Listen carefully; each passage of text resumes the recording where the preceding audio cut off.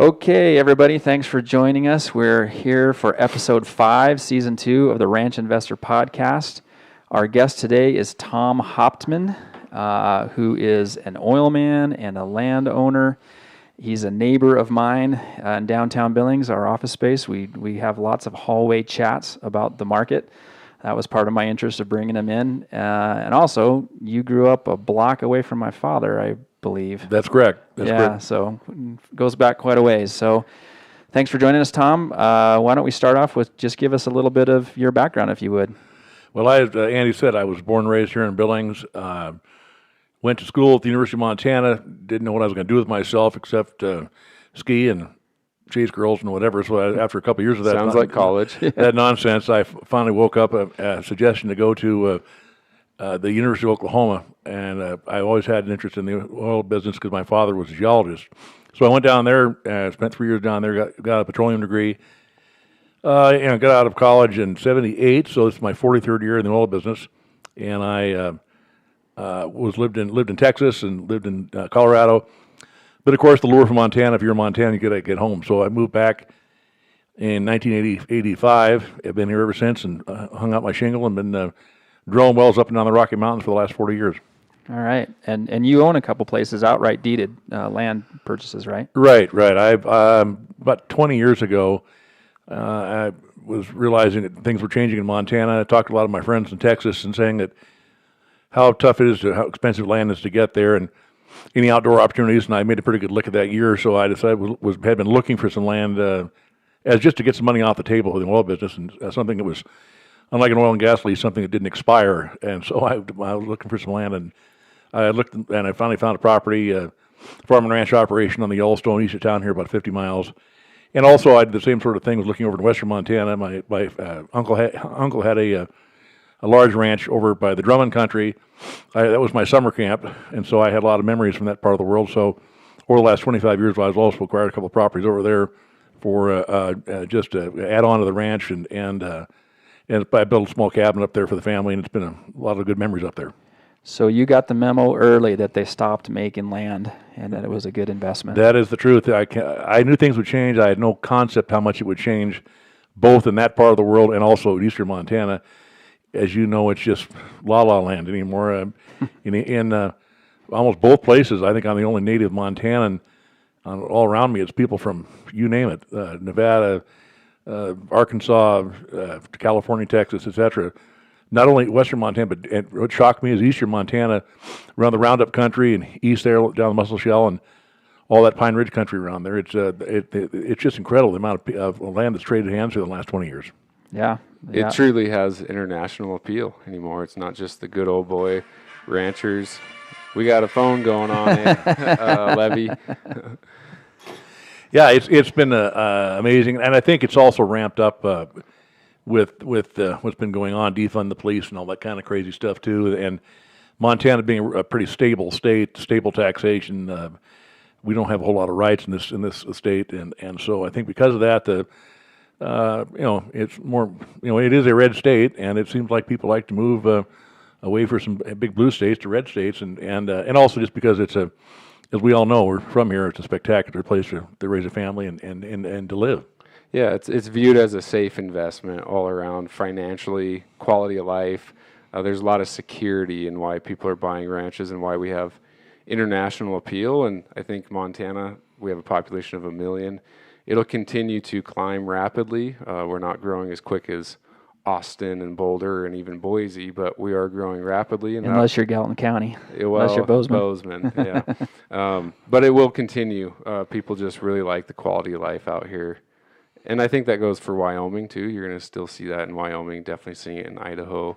But for all the reasons you enjoy a ranch is why people in Newark, New Jersey would enjoy a ranch as well. We're across the river from my place on the east of Billings here. The guy from Norway bought a place there just because he wanted to be able to park some money in a safe part of the world.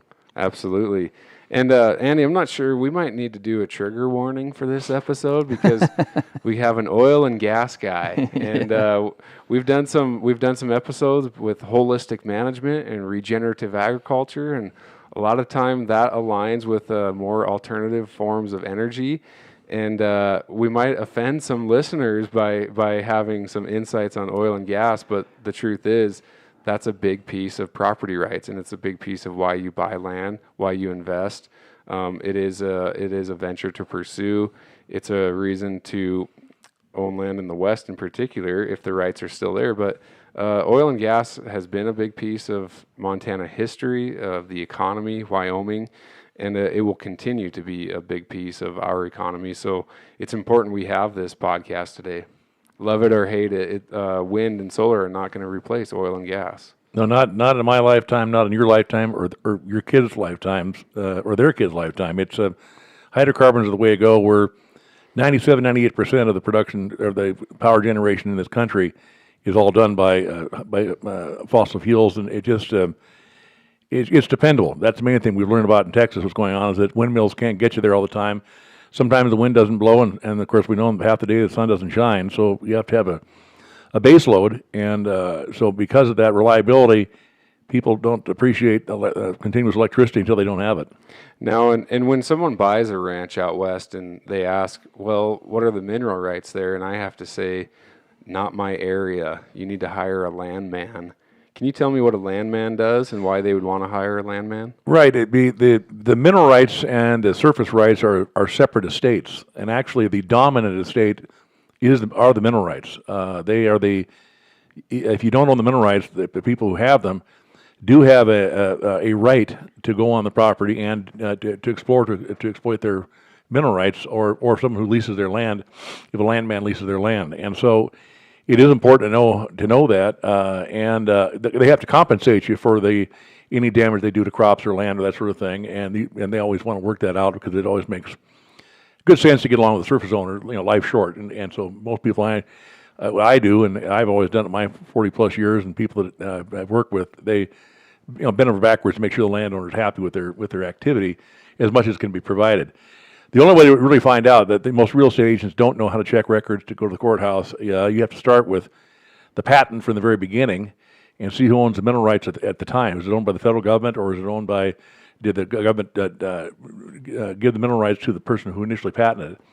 And then you just it's called a chain of title, and you just go through every single document from that period forward and seeing if the mineral rights were split off, and they can be split from, for one person can have it. In most cases, they don't. It can be split from hell to breakfast, because it doesn't take very many generations where you have a farm family with 7 kids, and those kids have 7 kids, and those kids have 5 kids, and suddenly you got a pretty good mess out there if the people start reserving some of the mineral rights. And oftentimes in the 20s and 30s, people were desperate for cash, so they would sell part of their mineral rights, and you can do that. You can sell half your minerals or all your minerals if you want. And then, of course, those minerals oftentimes get sold down the road and get split up also. So you really have to hire a landman. Most of the guys, you can get it done for $400 to $500 a day. Depending how split the minerals are, it could take anywhere from just a few hours to a week to find out what is owned. And but I think it's important somebody can pick the investments, particularly now if you're in an oily type province area, and particularly now with the prices people are paying, it behooves you to find out. I guarantee on the land I did, I had it checked out before I bought it. It gets pretty expensive when you're researching if someone owns 1/84th of the mineral rights there. Right. And would a landman then insure those minerals? If I had a claim that I owned 100% of my minerals, and I went to market those separate from the surface, but I just wanted to sell my minerals for cash flow, pay for my cows, bad habit. Subsidize your agricultural habit. Yeah, subsidize my farming losses. Who can verify? Is there title insurance for minerals? Well, I think there is, but at that stage, the next step would be, if you really want to have it where it's a marketable asset, would then be to have the landman deliver the chain of title, or just get an abstract from the county, the local abstract company on the land, and then get it to an oil and gas attorney, and they will guarantee warrant their title. And that way you don't have to do a quitclaim deed. You can actually do a mineral warranty deed where you warrant the mineral rights if you want to sell some. And so that'd be the way you'd have to do that. And in Billings, Denver, Casper, there's lots of oil and gas attorneys that's what they do for a living. And one thing buyers should be aware of buying out here is just because you have the mineral rights doesn't mean they're worth anything. Yeah, in most cases, they're not worth anything. I get calls all the time from people saying, hey, I inherited this from my how do I value it, and I look at where it's located, and I can say, well, I can defend it. I'll write you a letter right now. It's probably worth $100. I mean, because 99.5% of the Montana doesn't have oil and gas production on it, and there's a reason for that. And so, if you're standing on top of a mountain, there's just no way there are going to be any oil and gas rights or any value. There might be some mineral rights as far as the, hard rock and that sort of thing. But yeah, you buy a property, it's unless you're over, I say in the kind of the known oil and gas provinces, you better buy it just for what you think you can make on money on top of the ground. So Tom, early in my appraisal career, which I think kind of aligns with when the out-of-state, even out-of-country buyer set really started to set in Montana, and it was my perception at the time, a lot of times these buyers would come in and they would be pretty surprised about the split estate situation, and especially if there was a property they were interested in and all the minerals weren't available, that gave a lot of heartache. And it seems like at some point that might have actually kind of held the market back a little bit in terms of, just people not wanting to deal with that kind of split estate. But there seemed to be some point where acceptance set in, and it's what you got to deal with. And I still get calls on this, and I'm not a mineral rights expert or valuation expert, but kind of the same thing you're talking about. The reality is 90 plus, maybe 95% plus of the time, of course, depending on the area, the likelihood of your mineral rights being exploited, you can, those of us that are local and know regions can kind of tell, the likelihood of that being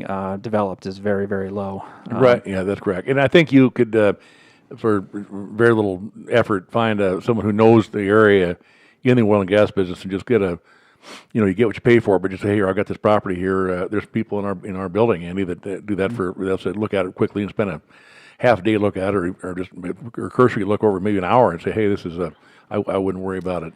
I don't think it's that uncommon. I don't know if this is in contrast to other states, but buyers coming in from out of state and having some heartache with these, not just mineral estates, but even things like water rights and stuff, and realizing it's not necessarily really nailed down. All that's involved. Access is another issue. There might be some old historic access issue going on with a neighboring ranch, and the best anyone can tell them is this might be an issue, this might not. And if you want to spend a bunch of money, you can flesh it out. But at least with access issues, actually sometimes even there, it's like, well, you might be kicking a bear that you don't want to kick. So do you have any perspective on that? Back to, I guess, oil and gas and split estate effect on the market in terms of, buyers of the surface, not always having as much certainty maybe as they would like?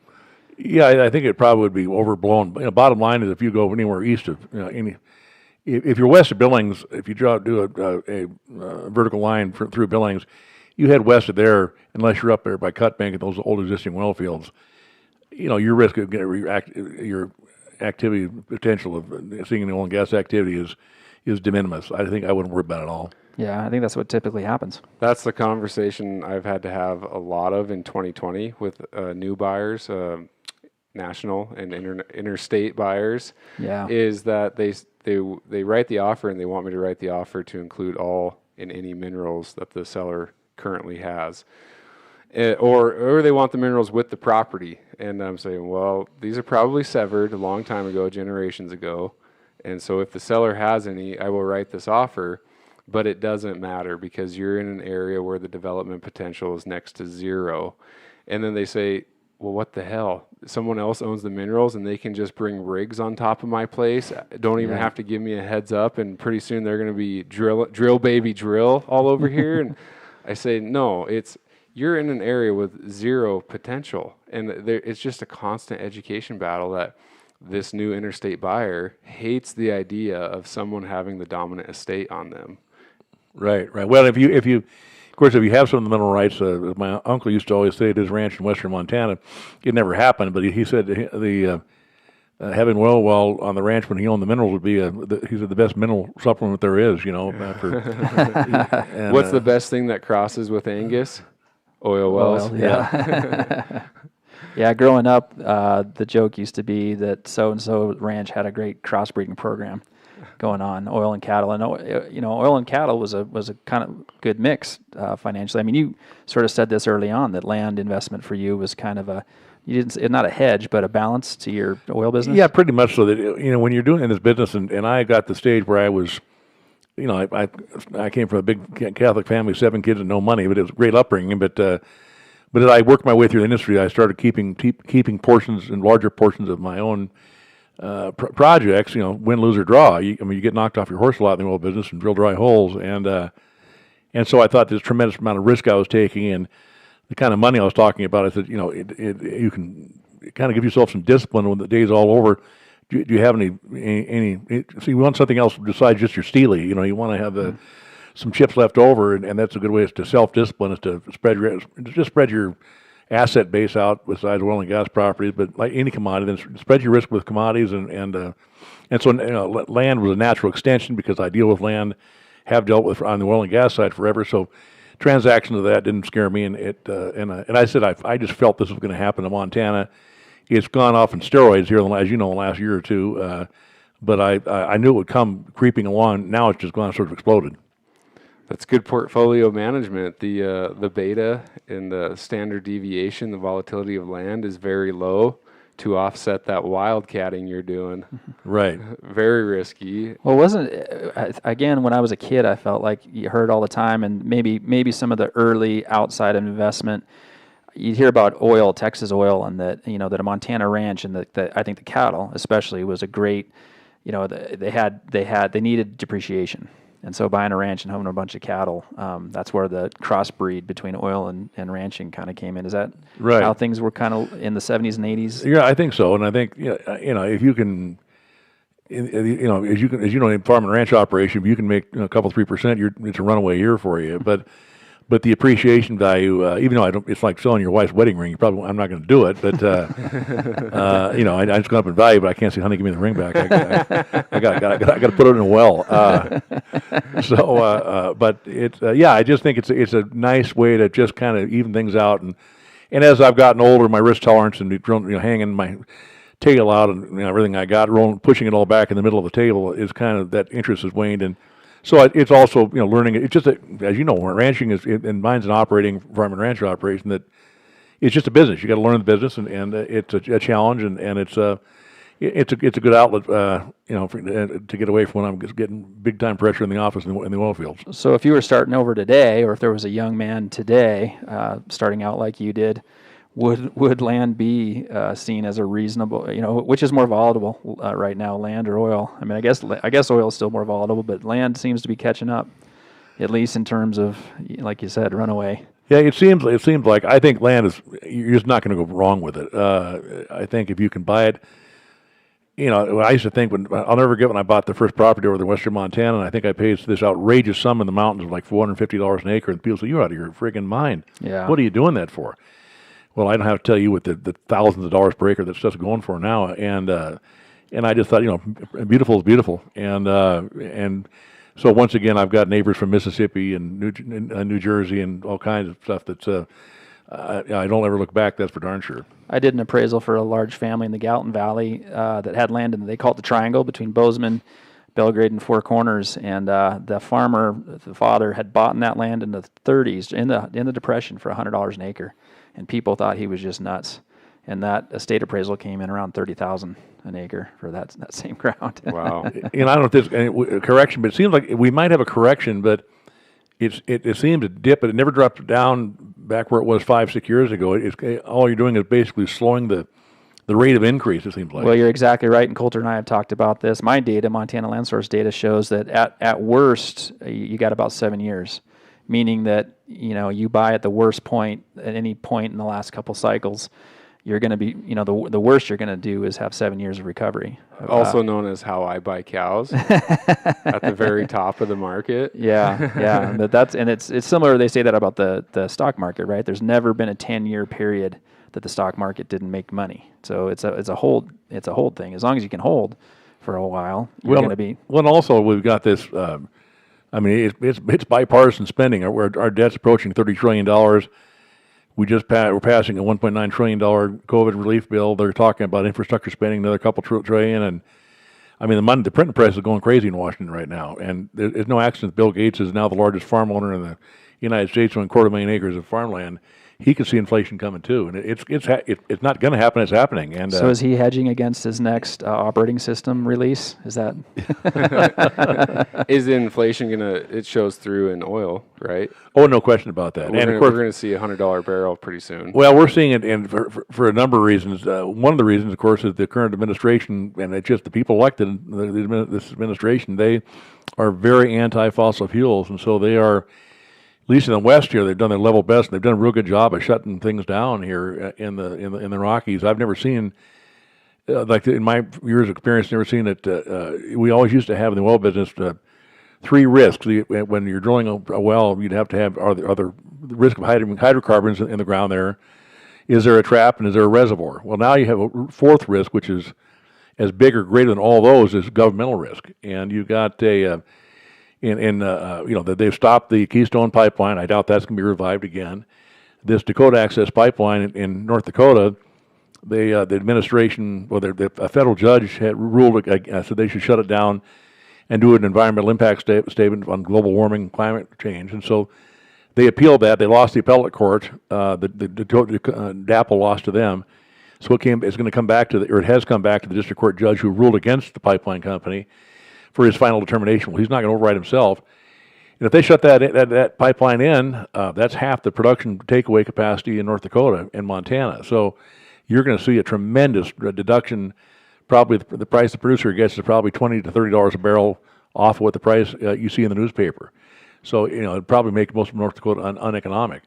So you take the lands, for instance, in Wyoming, where it's a checkerboard pattern. Uncle Sam owns a lot of mineral rights there, and they've shut down any activity on federal land right now. Won't approve any permits, won't approve any rights of way or anything. And so even if you have private land, let's say out of Gillette or that country there, someone drills on the private land, but invariably you've got to get a road right of way to get across federal land to market your oil or build a pipeline. And right now there's a moratorium on any of that stuff. So we're going to see that this impact is going to affect, it already has affected. Oil's gone from the mid-30s in November. Today it was $64 a barrel just since November. And U.S. production is dropping because we don't have as many rigs in the air as we had, and the government's making it more and more difficult. And it's a very inelastic supply-demand situation throughout the world. If you're a million barrels too much, the price is going to drop down to so you can the demand will increase so that people use it. But right now, the world is using about 2.5 million barrels a day more than what the world's producing. So we're taking out of storage. Well, eventually storage get depleted. And so because of that, it's a classic supply and demand situation. And so I'm predicting, this is a dime will get you a cup of coffee, but I think we're going to be seeing oil, we're at 60-ish now, and I think we'll probably be in the 70, 75 range by the end of the year. So how does that affect the farmer rancher? Well, yeah, your diesel costs are going to go up. All my friends, I'm advising fill up your tanks now because it's going to get more expensive. Oh, they always go up during harvest anyways. Yeah. they price that for all those combines out in the field. So it sounds like land being, a safe haven, risk averse, low risk, and then generally your owner operator, farmer rancher is a risk averse person because they're dealing with so much climatic risk, biological risk, market risk. The risks are unlimited with farm and ranch, and they're so different. Now you talk about bringing in a whole new set of political risks. Do you see many landowners participating in wells? Because when I was a banker during the Bakken boom, I was in Watford, Williston, and Sydney. I had 2 clients. They were pretty well capitalized. Their place they probably bought for $50 back in 1940, and but they participated on those wells and they made excellent money.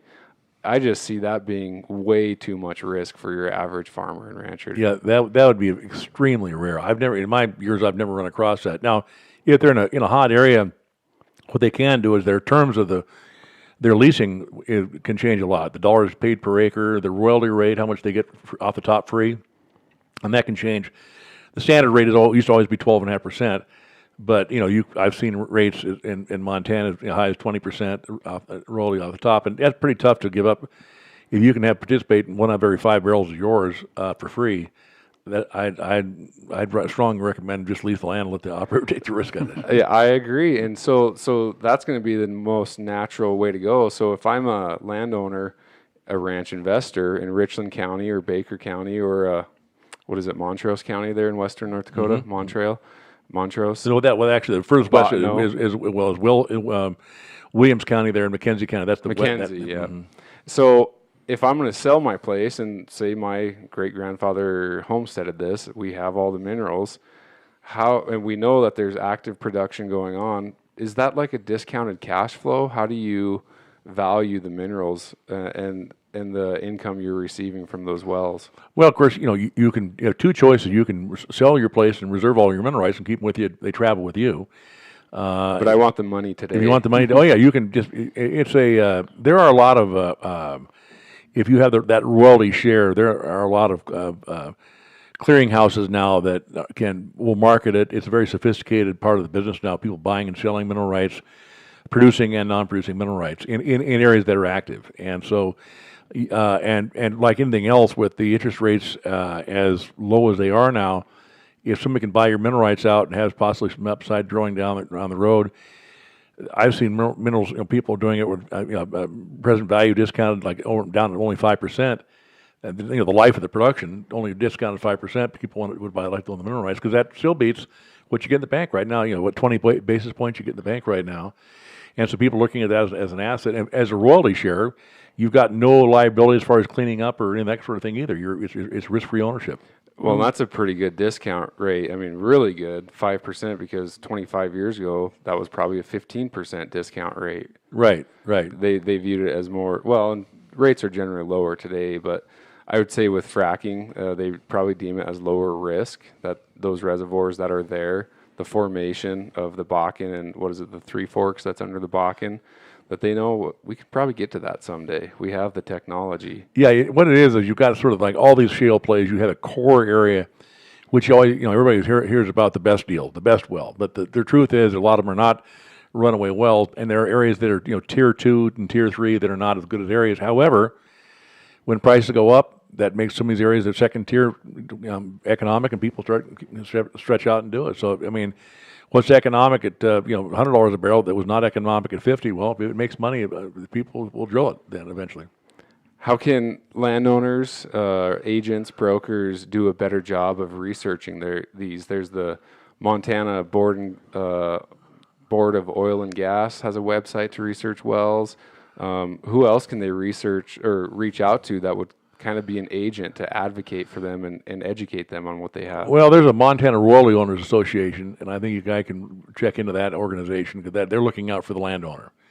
So they're looking from that standpoint. I will say the Board of Oil and Gas, which is here in Billings, they're very helpful. I've been out there before, stumbling around, asking people to say, do I have any potential in my land?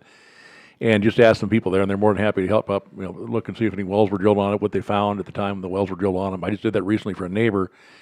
Want to know what this well was drilled on. Most of these landowners say, well, it made an oil well, but they capped it. I said, no. Then no company drills a well, finds oil, and walks away from it. That's a standard story because they want to have you drill some wells on them. But they were actually checking that and also checking up because of some of the electric logging tools that were run. They could check in also with the potential for some fresh water and that sort of thing also. And so this I'd start with Oil and Gas Commission. Doesn't cost you a nickel, and they're more than willing to help. Yeah, and they have a great website where you can do your own buyer due diligence, which is highly encouraged. Get on there and see what's in the area. I mean, it might not be the ranch you're looking at, but there might be an old well from 1945 that they have permitted there. It's on the interactive map. So buyer due diligence, they need to reach out to more experts and use these tools. Coulter, I'm curious. Do you ever get calls from potential buyers that are actually looking for land that has active mineral activity going? Are there ever buyers for that? No, not a surface play that has minerals with it. No, those seem to be two different type of buyers. Right. Your wildcatter, like our guy in the office here, and then like we were talking about in other episodes, your recreationalist with a little bit of subsidized farm and ranch income. Right. Yeah, it seems like I've talked to a few landowners. Generally, those interests seem to be at odds, especially with this recreational aesthetic factors that have taken into the market. Most of our buyer set, aren't looking forward to an oil rig on their place, let's say. But then again, there's guys that are interested in maximizing investment and multiple streams of income and, that kind of stuff. So, well, it's amazing that these people that the kids that grew up in Montana, they grew up in a farm and ranch operation. They don't think much of it. They think the whole world's that way. And I've traveled enough, and I can tell you most of the world is not like Montana. And we are a unique state. The climate is pretty darn nice, and it is it's coined the phrase, but it's sort of the last best place. I think Colorado's wonderful, but they've kind of loved it to death. There's darn many people over there and down there. Right. And in Montana, we're still able, hovering around that $1 million mark for the whole state. So you do have room to stretch out here, and I think it's the world's going to get smaller. I just don't see, like we talked about, I don't think you're going to see a real deep pullback in these land prices, because it's a finite resource, and there aren't many places like this where you can have the kind of stability, security, and the recreational opportunities we have in the state. It's all combined. It makes for a pretty solid investment. So growing up, I spent a lot of time on the road between Billings and Lewistown, and there was always oil wells, individual wells on that route. And today, there's almost none.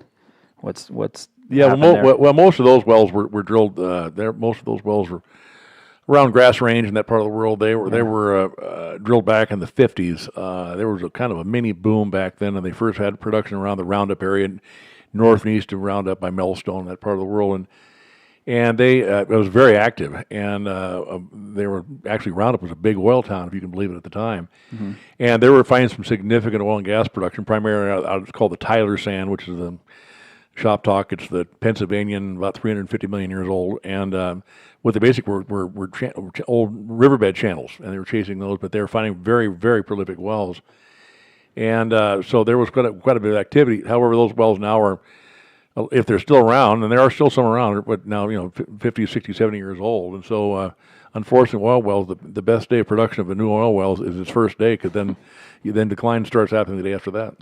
How about the Bighorn Basin? So I have quite a few listings and have done a lot of business in the Powell area, and around Franny, Cali, Deaver, you see a lot of defunct pump jacks anymore.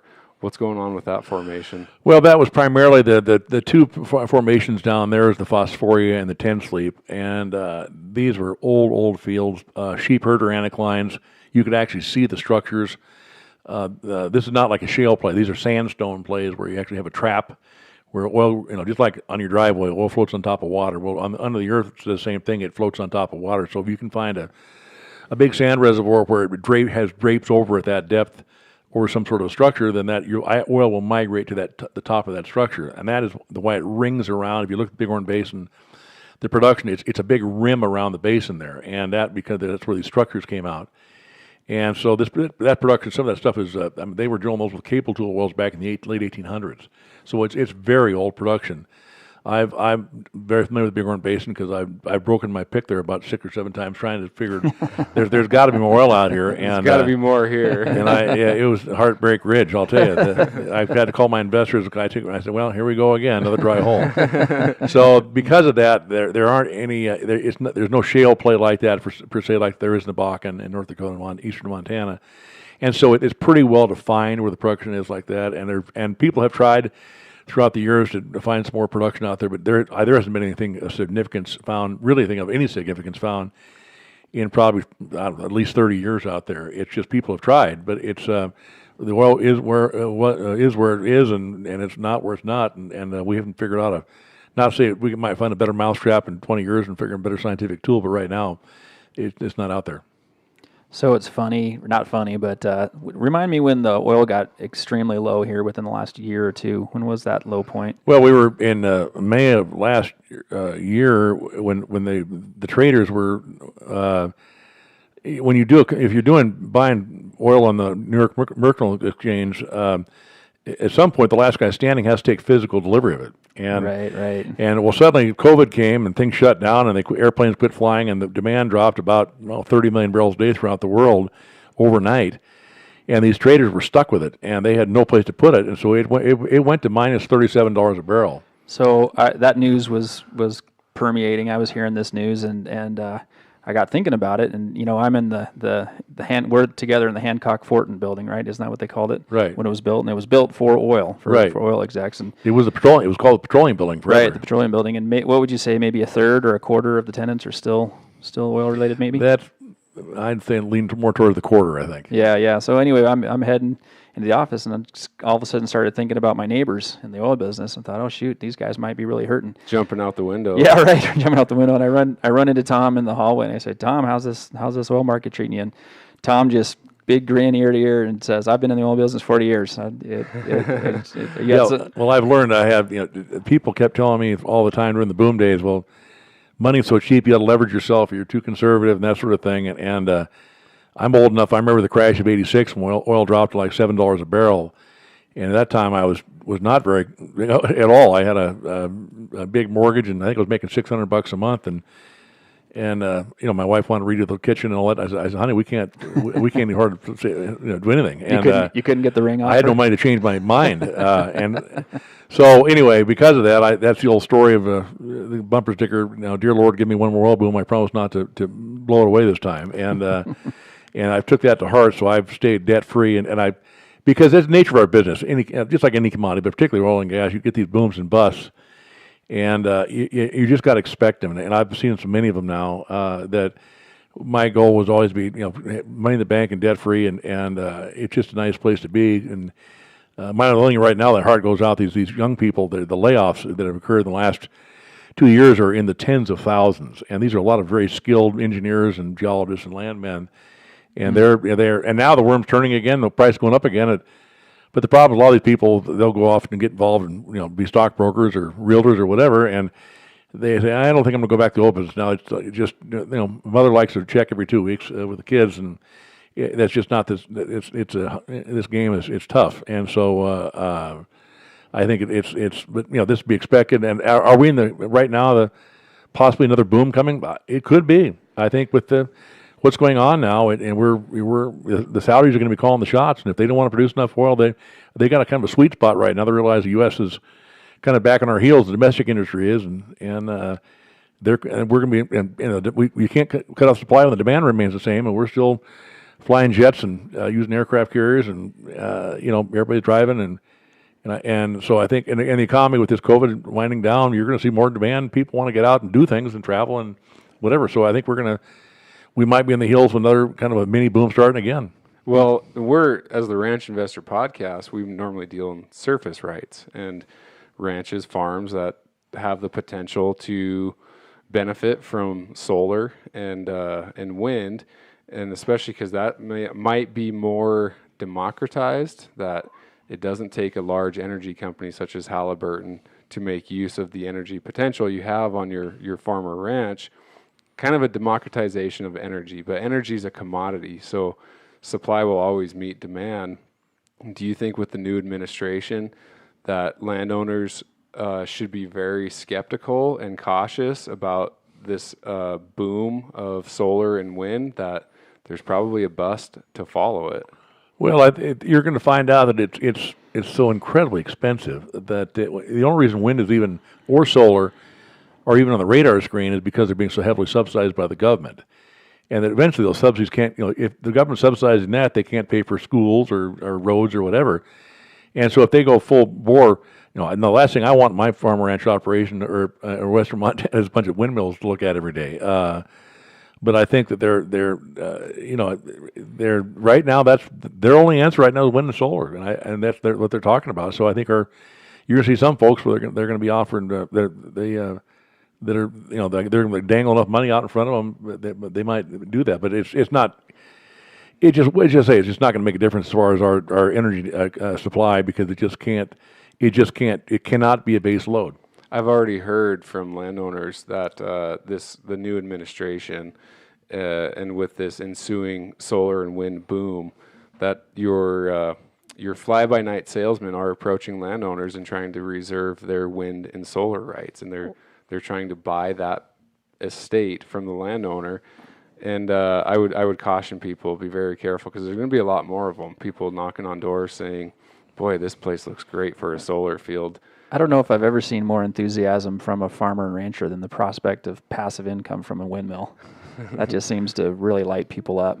Absolutely. And I think we've talked about this in this podcast. I know Hertha Lund has done work on this, the attorney, and she gave a presentation to a group of appraisers a couple years ago about a lot. So these wind companies will come in and they will buy up leases but actually with the intention of never putting a windmill on a place, but cornering, building a buffer around a place they actually want to develop. And that landowners have to be real careful, and that some of them have signed contracts where they are led to believe they might get income from a windmill from a company that never intends to put one up. There's been some that going on already. Well, it makes you wonder. My farm and ranch operation east of Billings, I've got those twin 500 kV lines that come from Colstrip. You've seen what they're by Broadview, but those are the same ones.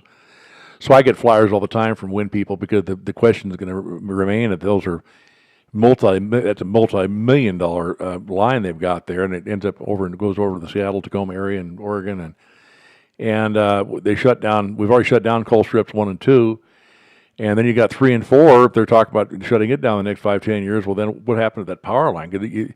You think it's tough to get a permit to drill an oil well? Try and get a permit to run big power lines like that, And so, yeah. I think you're going to see a lot of wind guys chasing that power line, trying to figure out where they can justify putting up a wind farm. Mm-hmm. Well, that's where my reference comes from. Is that same power line, Tom? It's the calls I get are there's been people knocking on the doors and making calls saying this is the future. Get in it now while prices are still good. And I would just be very cautious about that. Yeah, you have to think about the long term. What the bottom line is, how is that going to affect the value of your property too?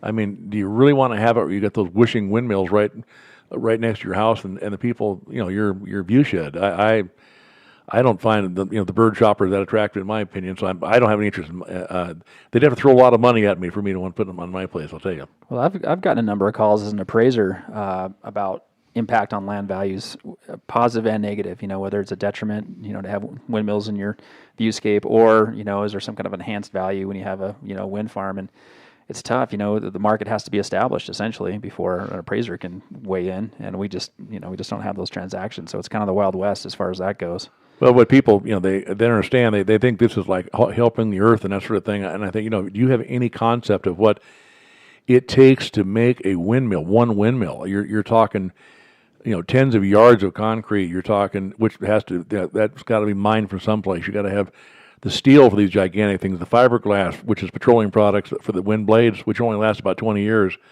the lubrication, and they talk about storage. And I said, well, you talk about tearing up the countryside of oil and gas wells. Go to a lithium mine sometime. Take a look at that. You talk about a big open pit operation, and the fact that 80% of the windmills made used in the United States are made in China. And what do they make to have power to do it? Well, from coal over there. Mm-hmm. Yeah. So you're not going to get away from it. You can kid yourself and thinking you're doing something, but you're not really. The most efficient way, that's the beauty of oil and gas, is that you go from whatever you're using, and it's a direct 1-to-1 correlation as far as the energy generated. Boom, turns the turbines, and you got electricity. You don't have to have this situation where you have wind, then you have to have batteries to store it for the winter, and then you have the line loss because the wind blows, and you might be. They're talking a gigantic wind farm down in southwest Wyoming, and they're going to provide green energy for California. They figured some of the line loss, just the power of electricity from there to California, you're going to probably have over 50% line loss. So it's just not very efficient. Highly inefficient. And that's the thing. If you want to save the world, produce it most efficiently, store it most efficiently, transport it most efficiently, and then use it most efficiently. And that is not solar and wind. Well, I'm a conservationist. I'm not an environmentalist, but I'm a conservationist. And you want to save the earth, start with yourself. Don't drive to the local grocery store. Walk to it. You can do that. It's a personal virtue. You know what kind of drives me crazy? They're going to do a big solar farm north of town, right? Just, they're going to take native rangeland and a couple, I don't know how many acres the solar farm is going to be, but all the roofs just down in Billings, they could have solar panels on them. Sure. Why not put solar panels on our roofs instead of taking native open space, which is valuable and aesthetic, and put solar panels on it and then ship it to Billings. But boy, those solar panels too. You look at they've gotten more efficient, but the payout even today, you're looking at a long-term payout as far as putting those in and getting your money back as opposed to just buying it off the grid. And so most people don't have the luxury of being able to do that, and that's what's happening right now by curtailing this oil and gas. Who are we really hurting? It's not going to hurt me, but the lower middle income people are hurting a lot. You're going to see if people are commuting to work and they're cost of transportation doubles, it's painful. That comes out of their bottom line. You know, a lot of these stimulus checks are going to be spent on filling the gas tank up. Yeah, absolutely. If you want to help a third world country, give them coal. Yeah. So before we wrap this up, Tom, and let you go, wondering if there's any last bits, particularly on land ownership and your history of owning land in Montana. If you have anything else to throw in there for our listener base on owning land and investing in land in Montana. Well, I think the people in Montana are still kind of shell shocked by the prices they're seeing. Yeah. But if you check around and if you look at what land is going for in other states, particularly agricultural land, I know irrigated ground in Montana, it's still a bargain compared to the Midwest. It's shocking what they're paying back there in Iowa and Minnesota and Wisconsin, that sort of thing. So, you know, what you are surprised today, but you'll look back in 20 years and think, boy, that was a heck of a deal I got back then. Right, right. How about if I'm a potential ranch buyer or if I am a landowner in Montana and I'm curious about my mineral rights, where do I go? What should I do? Well, I think I said step one, I'd go to call the Oil and Gas Commission, the Montana Oil and Gas Conservation Commission here in Billings. They'll steer you in the right direction. I can talk to they can talk to you or Andy, and I know some guys here in town that do it for a living. I've done it for family and friends, done some evaluations, but I don't really want to get it. I'm getting too old for that sort of thing. But I think some people we can refer you guys to, and you can pass on that to these people. Because if you're going to spend $20 million or $30 million or $5 million on a property, and you think if you're in an area where there is actually some kind of potential, it behooves you to spend. So what if you spend $3,000 for having a landman go out there and check the records and tell you exactly what you have? I think it's part of your due diligence. Makes an awful lot of good sense. So it sounds like Tom doesn't want to give out his personal information. He's not a retail service provider. He'll use us to screen anyone that we might. Well, we work referrals, so definitely, I mean, and that's what agents are here for, is we're supposed to know the experts, not be the experts when it comes to property rights, attorney, legalese, and mineral rights. So we're supposed to know enough to be competent and not get people in trouble, but we can always make referrals. So a good place to start is you got to do your own due diligence, and if minerals are important to you or the potential to buy a place that is not going to be developed, reach out, ask your agent, and make sure that they put you in touch with a landman like Tom. Well, it's funny. I'll let you, the last story is I had because I do it for family and friends. You know, I've helped relatives or my wife's friends, whatever. And my wife's got a very good friend she grew up with, and she was a model, very successful model in New York, and she married a photographer. And this guy is a fashion photographer, so you can imagine, you know, he was, I mean, to the left of Bernie Sanders. And they got a home in New Mexico, and they've got a heat pump, and they've got a solar and blah, blah, blah, and anti-oil and gas and all that sort of thing, except the fact that he called up and said, you know, from my grandmother, I inherited some properties in Washington County, Pennsylvania. I said, yeah, extreme southwest Pennsylvania. He said, well, these people are calling me, want to buy this stuff. I called my mineral rights. I said, well, if you want to sell them, I'll buy them. But I said, as a friend, I'll tell you, don't do it. And it turns out he's right in the belly of the best part of this Marcellus shale. These mineral rights are, and they started throwing this money at him, and I helped negotiate their price up substantially from what they were first offered. I mean, way substantially, into the thousands of dollars an acre. And he got a huge royalty we talked about. And this guy is about as green as there is. And then he said, well, really, natural gas really isn't that bad. You see, he was green after all. Yeah. When he saw it, he saw capitalism green. Yeah. He saw the green, his whole attitude changed. Yeah. Well, thank you, Tom. This has been awesome. Yeah, thanks so much, Tom. We needed an oil and gas. We needed a mineral rights expert on here. That's right. Yep. It was my pleasure. It was a lot of fun. Okay, thanks everybody. Check us out on everywhere you get your podcast, also ranchinvestor.com, and you can listen on Montana Land Source. Feedback, send us some hate. If you just hated everything you just heard, let us have it. Thanks, we'll see you next time.